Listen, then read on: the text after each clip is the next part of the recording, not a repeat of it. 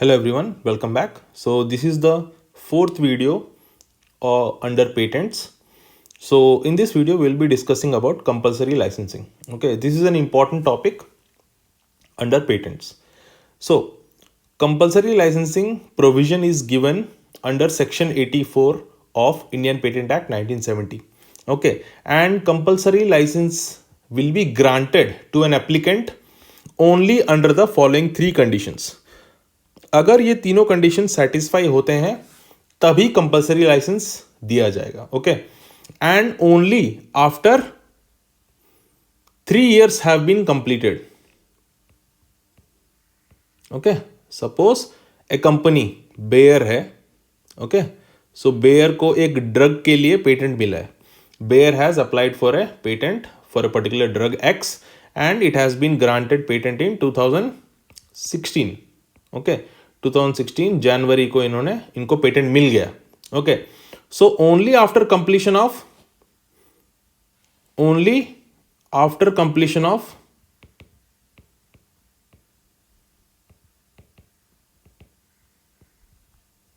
3 years, 3 साल complete होने के बाद ही कंपल्सरी लाइसेंसिंग के लिए कोई अप्लाई कर सकता है. ये 3 साल का पीरियड क्यों दिया है?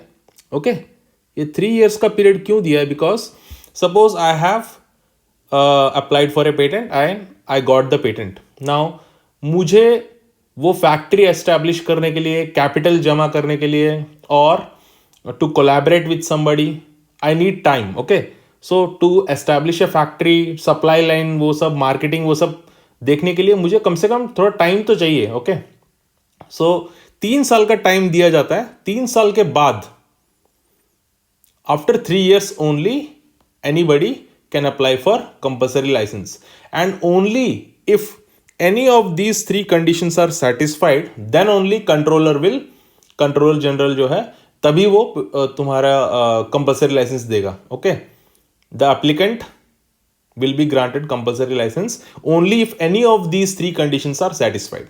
So under section 84, after completion of 3 years, patent मिलने के 3 साल के बाद. ओके, सो क्या है conditions? The reasonable requirement of the public have not been satisfied. यानी सपोज एक ड्रग है, सो एक कंपनी जो वो ड्रग बना रही है, जिसका पास वो पेटेंट है, सपोज बेयर है. ओके, मुझे ऐसे नाम नहीं लेना चाहिए, बट सपोज कोई एक्स कंपनी है. ओके, सपोज एक एक्स कंपनी है जो ड्रग बना रही है लेकिन लिमिटेड क्वांटिटी में बना रही है. Okay, it is not producing the drug in large quantities to satisfy the demand in the market. It is वो पर्पसफुली कम बना रही है ताकि उसका प्राइस ज्यादा हो जाए. Okay, so if they are not producing the goods to satisfy the demand in the market up to the mark, okay, वो फुल कैपेसिटी यूज नहीं कर रही है या फिर जानबूझ के कम बना रही है और पब्लिक का डिमांड जो है वो सेटिस्फाई नहीं हो रहा है, ये कंडीशन है. Second condition, the patented invention is not available to the public at reasonable or affordable price.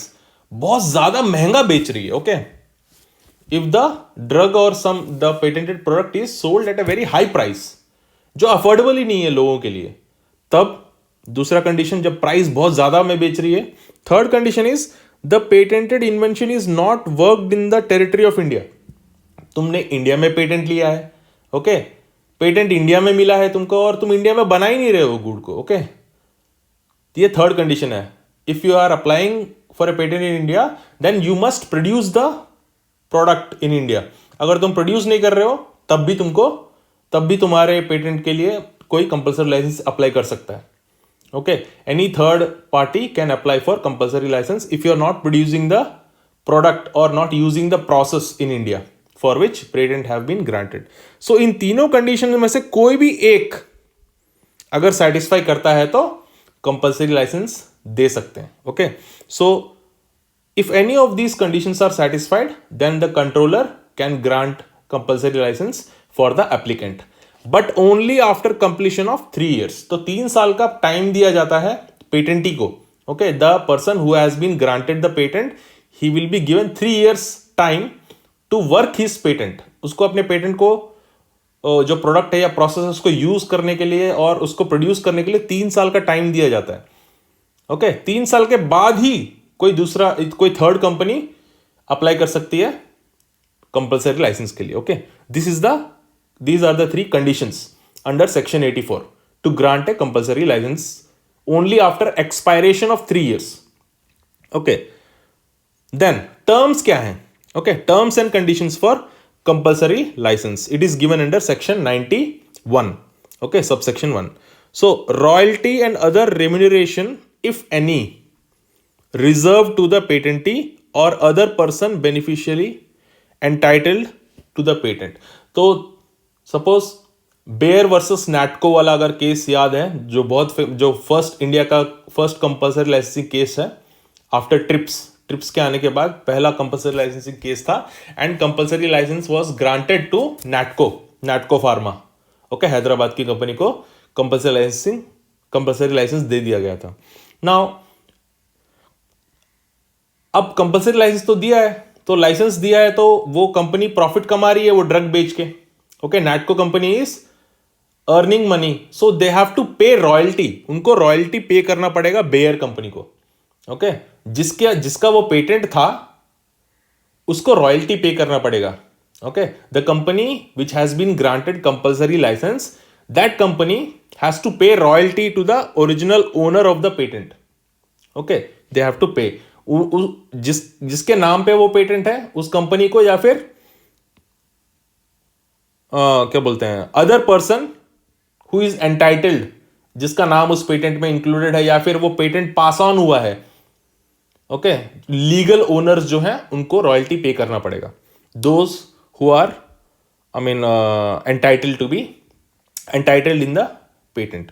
Then patented invention should be worked to the fullest extent by the person to whom license is granted. So compulsory license जिसको दिया है, Natco pharma को compulsory license मिल गया, तो they have to use it to the fullest extent. Okay, ऐसा नहीं है कि वो भी फिर इनकी तरह ही कर रहे हैं कि कम प्रोड्यूस कर रहे हैं या फिर महंगा बेच रहे हैं. ऐसा नहीं होना चाहिए. They have to work it to the fullest extent. Then the patented article should be made available to the public at reasonable price and affordable price. तुमने कंपल्सरी लाइसेंस यही बता के लिया है कि वो दूसरा कंपनी बहुत महंगा बेच रहा है, इसलिए हमको कंपल्सरी लाइसेंस दो, हम लोग चीप में बेचेंगे.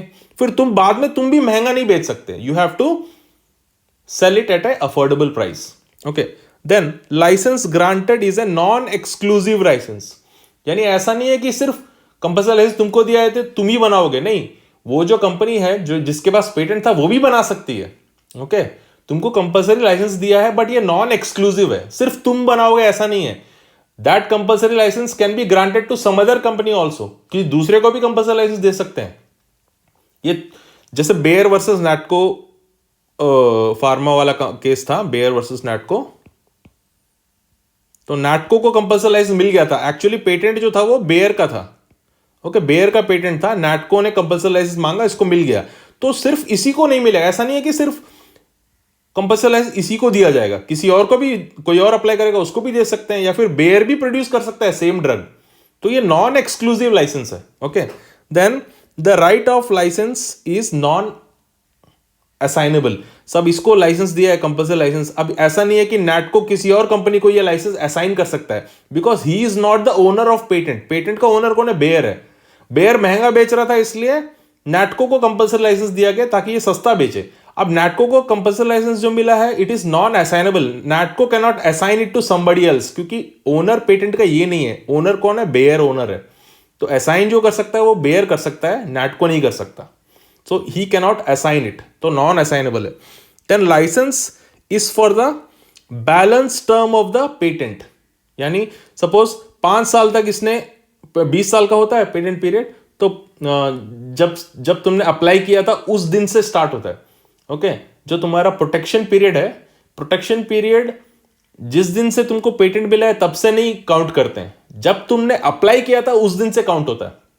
क्योंकि अप्लाई करने के बाद, अप्लाई किया तुमने, ओके, सपोज 2020 दिसंबर में अप्लाई किया, तो तुमको पेटेंट मिलते मिलते टाइम लग सकता है. सपोज तुमको 2022 में पेटेंट मिला, तो 2022 से 2042 तक नहीं गिनेंगे.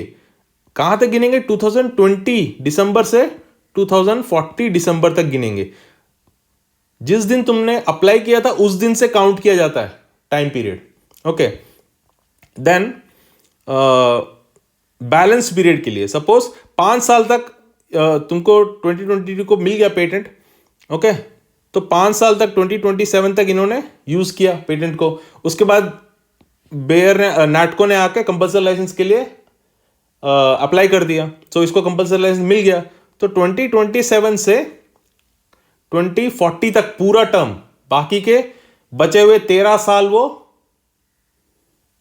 कंपल्सरी लाइसेंस को यूज कर सकता है. या फिर कंट्रोलर क्या बोलेगा, 13 साल की जरूरत नहीं है, तुम बस 5 साल तक, 5 ईयर्स तक, जब तक डिमांड है मार्केट में या फिर अभी जरूरत है, तो नेक्स्ट 5 ईयर्स तक तुम कंपल्सरी लाइसेंस ले लो. अगर चाहिए तो बाद में एक्सटेंड कर सकते हो, लेकिन नेक्स्ट 5 ईयर्स तक ले लो. अभी जरूरत नहीं है कि एंड टर्म तक दिया जाए. ओके, एंड टर्म तक भी दे सकते हैं. Okay, licence is for the balance term of the patent unless a shorter term is consistent with the public interest. अगर कंट्रोलर को लगता है कि पूरा टर्म देने की जरूरत नहीं है, नेक्स्ट 5 ईयर्स के लिए ले लो, तो नेक्स्ट 5 ईयर्स के लिए दे सकते हैं. या फिर पूरे बाकी बचा हुआ 13 ईयर्स के लिए भी दे सकते हैं.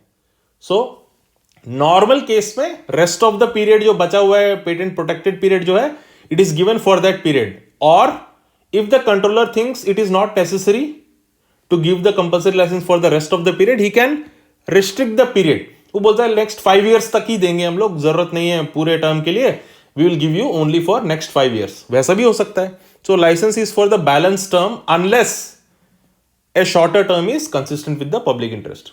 सो कंपल्सरी लाइसेंस जब मिलेगा तो बाकी जो पीरियड, प्रोटेक्शन पीरियड बचा हुआ है, वो पूरे पीरियड के लिए होगा. या फिर अगर कंट्रोलर को लगता है कि जरूरत नहीं है, so in the public interest next 5 years will be okay, तो नेक्स्ट 5 ईयर्स के लिए कंपल्सरी लाइसेंसिंग दे सकते हैं. So time period can be changed. Normally it is for the rest of the period, otherwise if controller thinks shorter period भी दे सकते हैं. Okay, so these are the terms and conditions.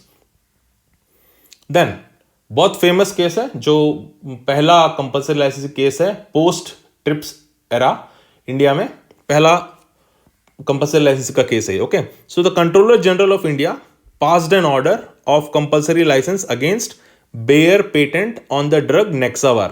So ये anti cancer drug इन्होंने एक develop किया था, Nexavar. Okay, so compulsory licence का ऑर्डर मिला 2012 को. So compulsory licence was granted on 2012, March 9, 2012, which is India's first compulsory licensing case post trips era. तो ऐसा नहीं है कि इंडिया ने ही दिया है, नहीं, बाकी कंट्रीज ने, कनाडा, यूएस, उन लोगों ने भी कंपल्सरी लाइसेंसिंग दिए हैं बाकी कंपनीज के अगेंस्ट में.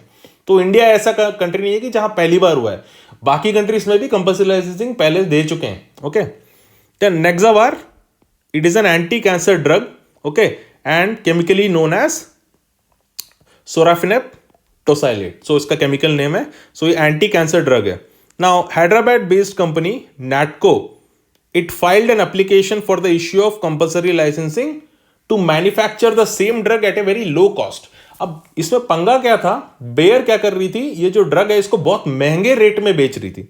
Okay, so compulsory licence enables Natco to sell the drug at a very low cost. तो जो बेयर था वो क्या बेच रहा था हर महीने. ओके, सो डोसेज, जो मंथली डोसेज है, ए पैक ऑफ 120 टैबलेट्स. ओके, ये एक महीने के थेरेपी में यूज होता था. 120 टैबलेट्स एक महीने में यूज होता है. और 120 टैबलेट्स का प्राइस कितना दे रहे थे, वो कितने में दे रहे थे, 2,94,94, 84 को 94 बोलते शायद. ओके, 2,84,428 में तुम्हारा 120 टैबलेट बेच रहे थे. तो ये तो बहुत कॉस्टली है यार. इंडिया तो इतना गरीब कंट्री है, इस इतने गरीब कंट्री में तुम इतना महंगा कैसे बेच सकते हो. ओके, सो और कोई है हमारा क्या बोलते हैं, इंडिया में इंश्योरेंस भी नहीं है सब लोगों को. ओके, यूनिवर्सल इंश्योरेंस ऐसा कोई, जैसे वो ओबामा केयर उस टाइप का, जो अभी तो बंद हो गया ओबामा केयर, उस टाइप का कुछ है भी नहीं पॉलिसी. सो गवर्नमेंट खर्चा उठाया, ऐसा कुछ नहीं है. सो इतने गरीब कंट्री में तुम इतना हाई कॉस्ट कैसे बेच सकते हो. So it is not affordable by the people. और सो नैटको क्या बोला, नैटको ने अप्लाई किया कंपल्सरी लाइसेंस के लिए, और उसने बोला कि सर हम लोग यही ड्रग इतने चीप रेट में बना सकते हैं जो बहुत सारे लोगों को यूजफुल होगा और अफोर्डेबल भी है. सो 3 कंडीशंस थे.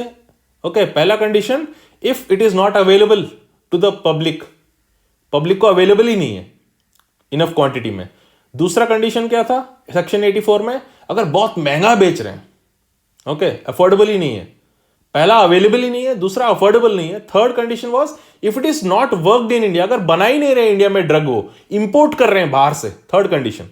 सो सेकंड कंडीशन में एकदम फुलफिल बढ़ता है ये, क्योंकि बहुत महंगा है।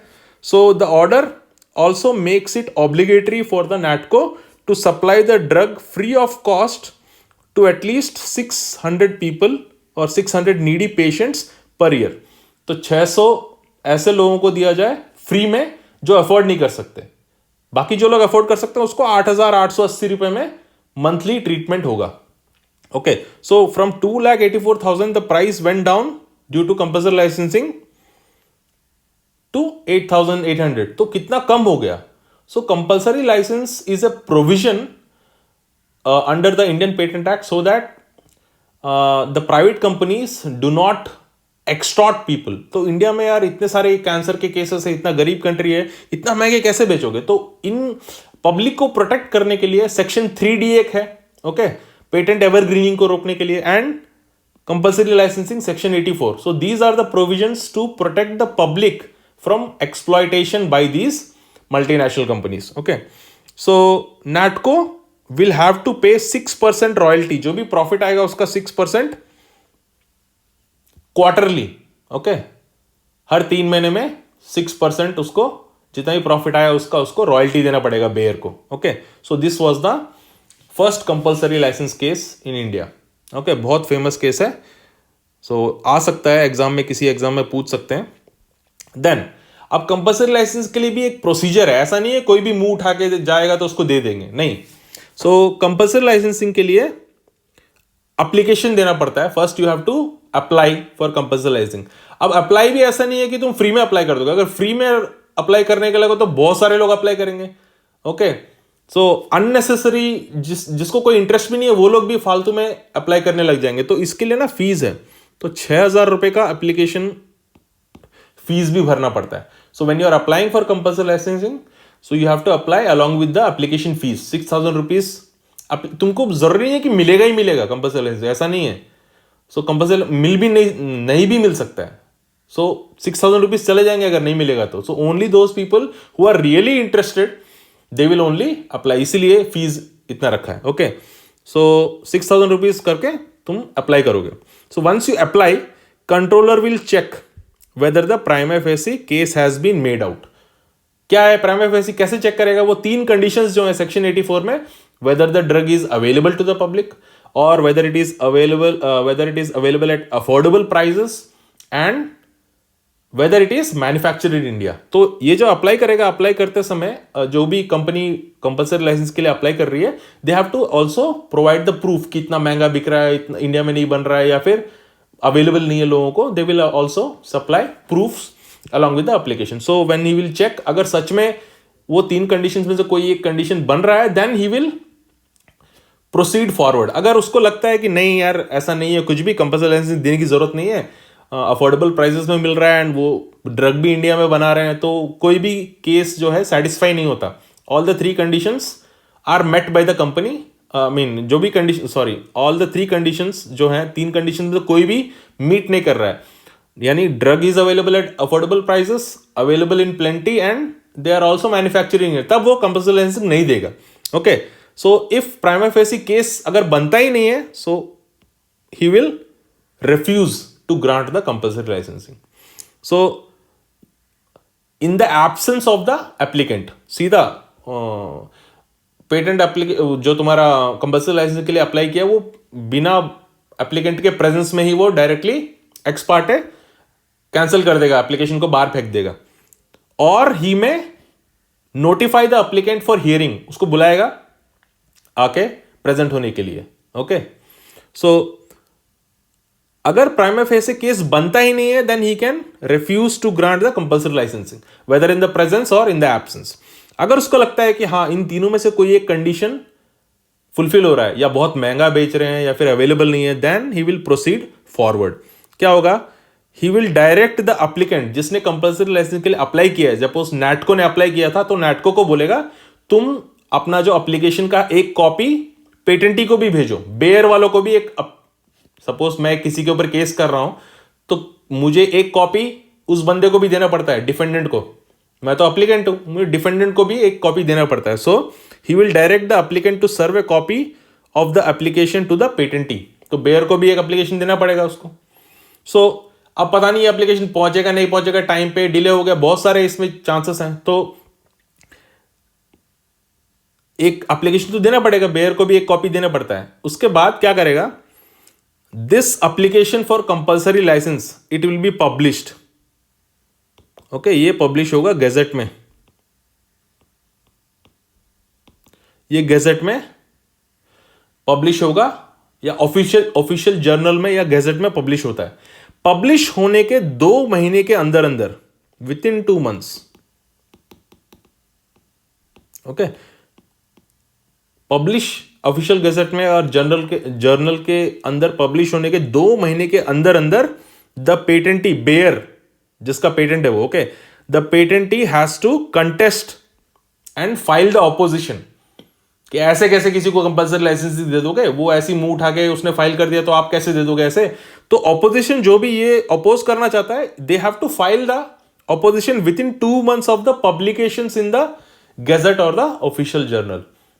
ओके, क्योंकि वो जो तुम्हारा क्या बोलते हैं अप्लीकेंट है, वो जो भेजेगा एक कॉपी, वो पता नहीं मिलेगा कि नहीं मिलेगा, किसी ने बीच में उठा लिया तो, इसलिए उसका कोई गारंटी नहीं है।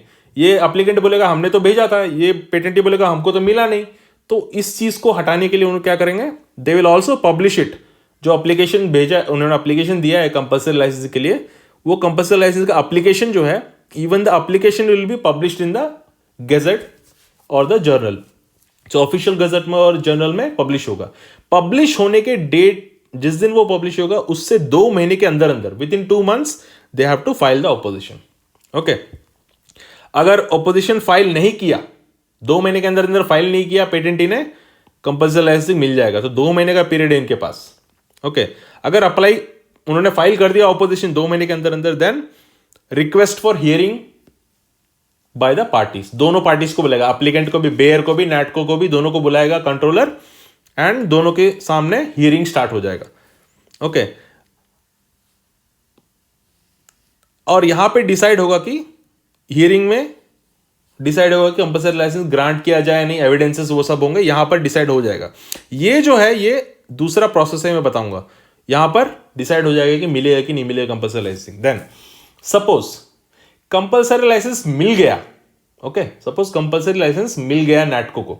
अब नैटको को तो दे दिया कंपल्सरी लाइसेंस, अब क्या होगा, अब नैटको हर क्वार्टरली, ओके, एवरी 3 months वो 6% प्रॉफिट उसका जो आएगा 6% रॉयल्टी देना पड़ेगा उनको। अब अगर नैटको को लगता है यार 6% रॉयल्टी बहुत ज्यादा दे रहे हैं हम लोग, या फिर उनके ऊपर बर्डन हो रहा है, then they can again apply, okay, they can again apply for modification. Okay, वो कंट्रोलर को बोलेगा सर आपने जो कंडीशंस रखे हैं कंपल्सरी लाइसेंसिंग के, ये बहुत हमारे ऊपर बर्डन हो रहा है, okay, it is very onerous, we can not fulfill these conditions, so modify these conditions.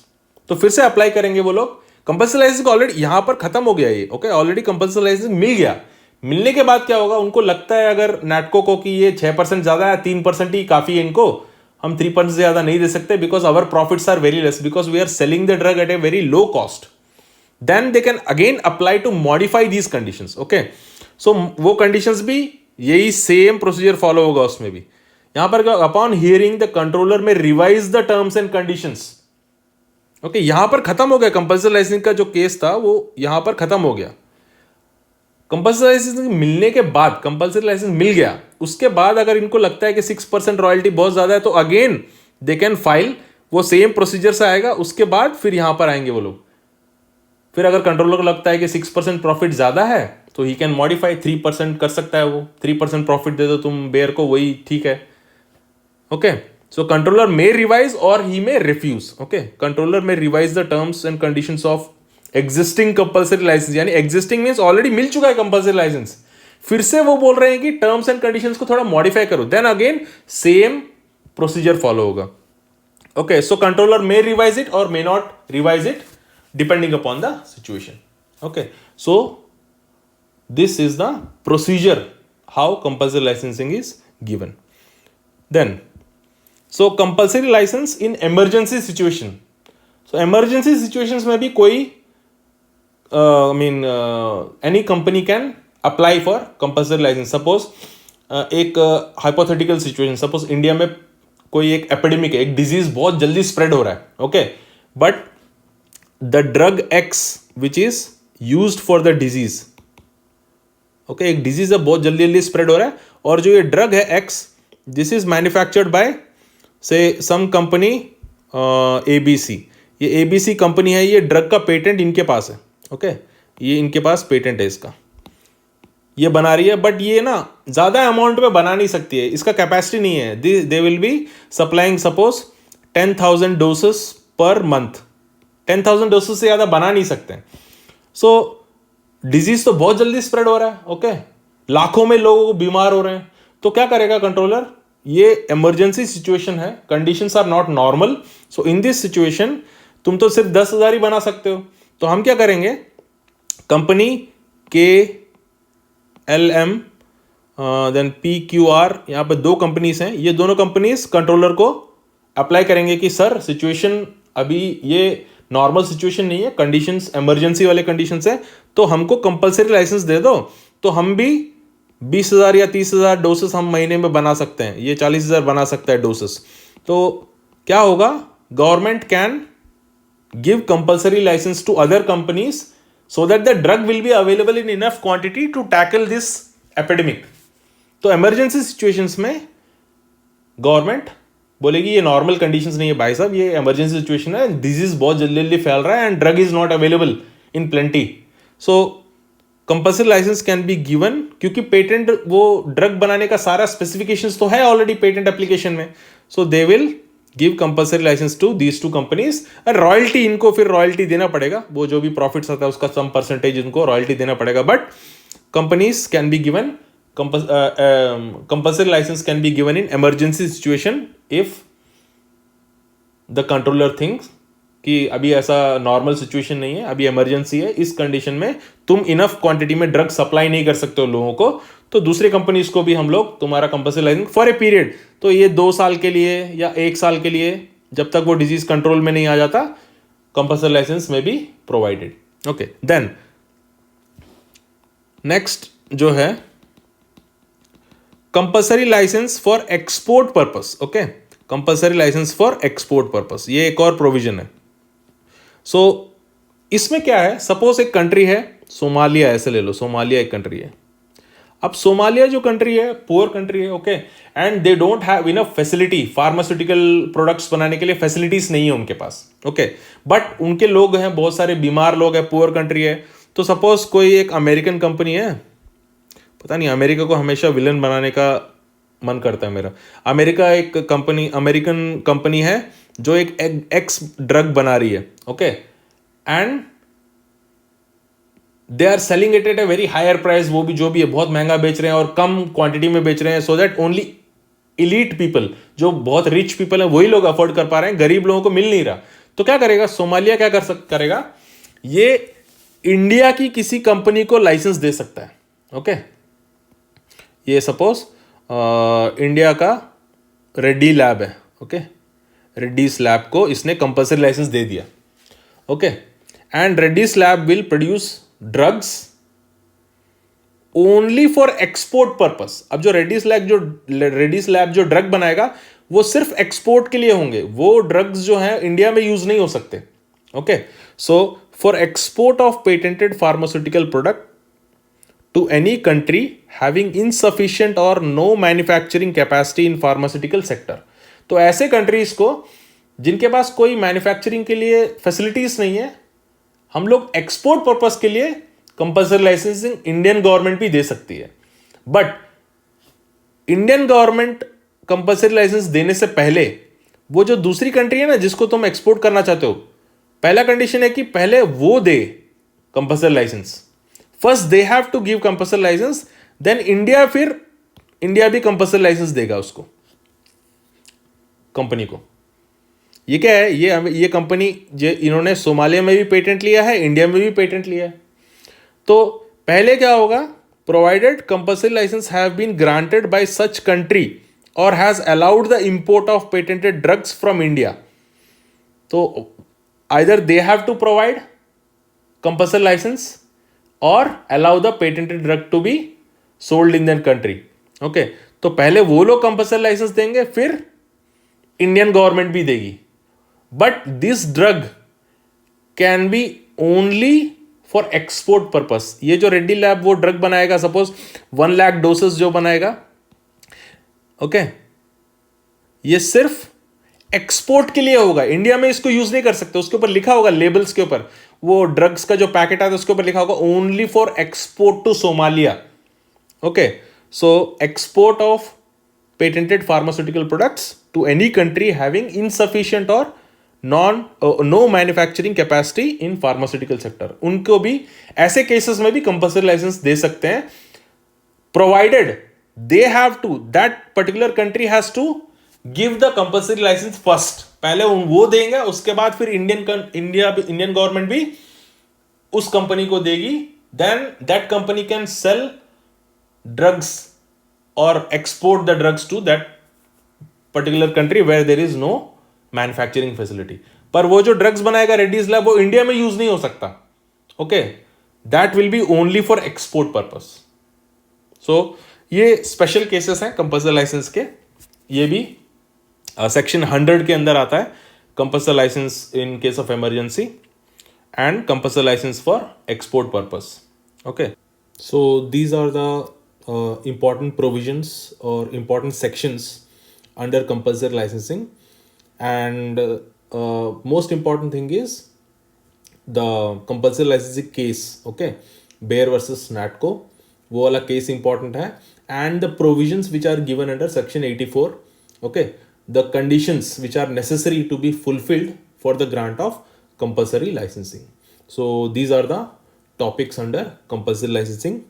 And in the next video we will be covering about patent cooperation treaty. वो हम लोग नेक्स्ट वीडियो में देख लेंगे. Okay, so that was all for this video. Thank you very much.